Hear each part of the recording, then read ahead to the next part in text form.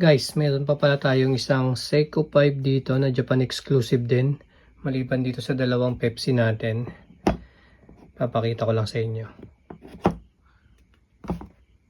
So, eto siya. Eto, available pa to. Yung Seiko 5 natin na Polar. Pakita ko yung details sa inyo. Yan yung harap niyan. Automatic, GMT.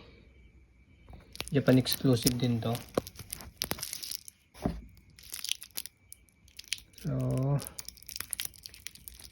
ito yung likod. Ayan.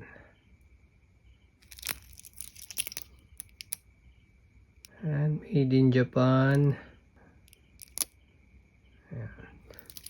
So, ito available pa ito mga ka-quality. Napakaganda din nito. Baka may naghahanap sa inyo nito. Reference number SBSC 009. Ayan siya. So, pwede nyo akong i-PM dito para mapareserve ko sa inyo to. Ayan o.